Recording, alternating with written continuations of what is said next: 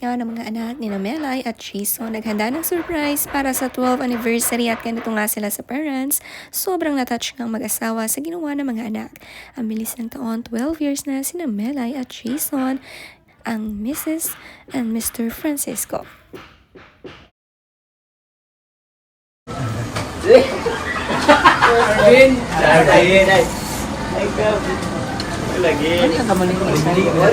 Umuwi nga ng Jensen si Melay at Nito magpapasko. Namiss nga nila ang pagkain ng Jensen at excited nga sila magbakasyon dito. Nakakamiss talaga ang hometown lalo na kasama ang mga anak.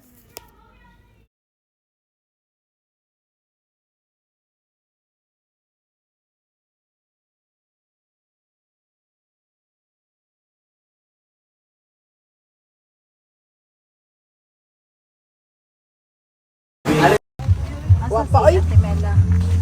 Ay ko ba din mo pwede mo.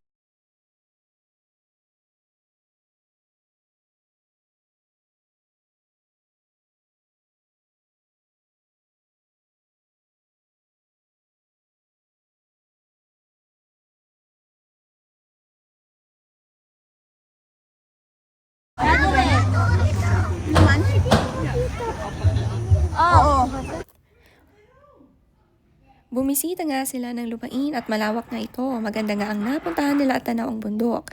Marami nga kasama si Melay at marami nga silang kamag-anak dito. Nakakamiss din ang pamilya na nasa malayo.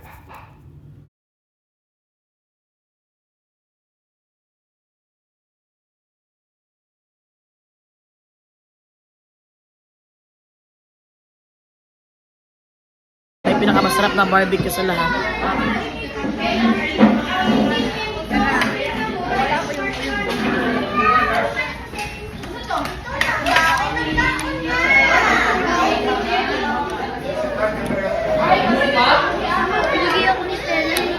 Very delicious. Hindi na kailangan ng sauce. Yung taba niya the best.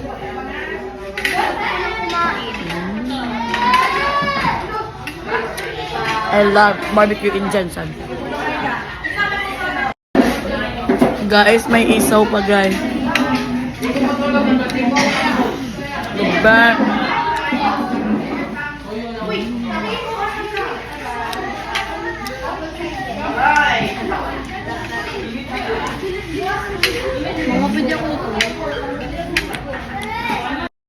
Namiss nga ni Melay ang barbecue sa Jensen. The best daw ang lasa ng barbecue dito. May isaw pa nga. Iba nga talaga ang barbecue na bibili dito kaya talagang binabalik-balikan niya ang Jensen.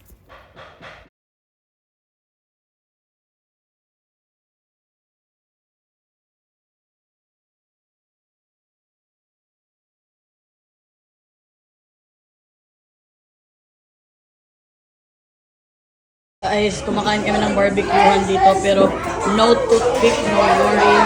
Sa papa ko kasi nag-toothpick siya ng piruan sa barbecue. Isa pang natuwa si Melay sa ginawang toothpick ng kanyang family, ang barbecue stick. No toothpick, no problem nga raw.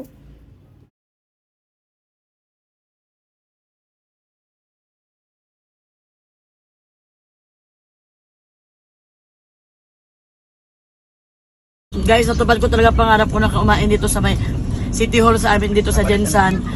Yung fishball namin sa Jensen, the best talaga yung fishball. Hindi yung typical na fishball ha. Tsaka yung mani namin na maanghang. The best guys. Oh.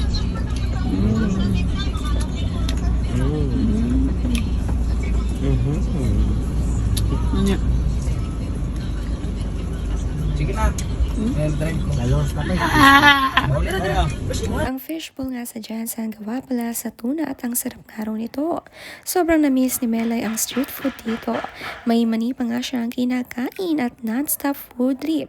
Kapag umuwi ng Jensen, ito talaga ang kanyang binibili.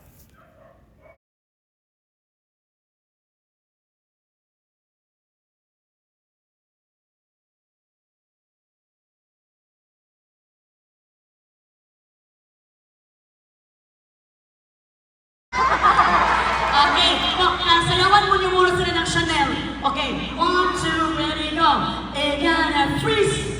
Easy. What you gonna? Put it down. Put it down. They say love me, the booty Chanel. They say love me, the booty Chanel. Okay, mag-selfie na tayo sa crowd! Selfie, dito tayo mag-selfie. Melay dumayo ng Jensen at naimbitahan nga silang mag-iina sa isang Christmas party. Nakakatuwa nga ang background song ng sayaw ni na Mel at Stella dahil si Melay mismo ang kumakanta. Ang saya nga magtrabaho kapag kasamang mga anak at nag-enjoy din sila.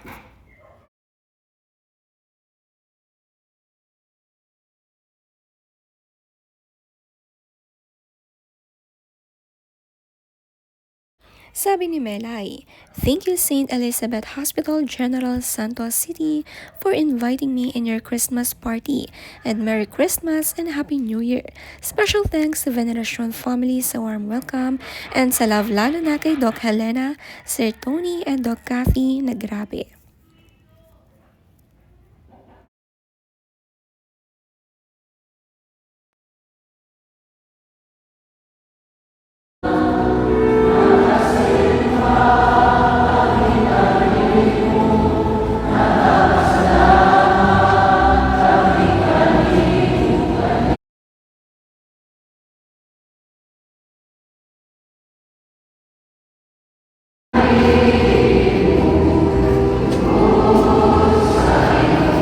Thank you, Doc Cathy, and to you, St. Elizabeth Hospital family.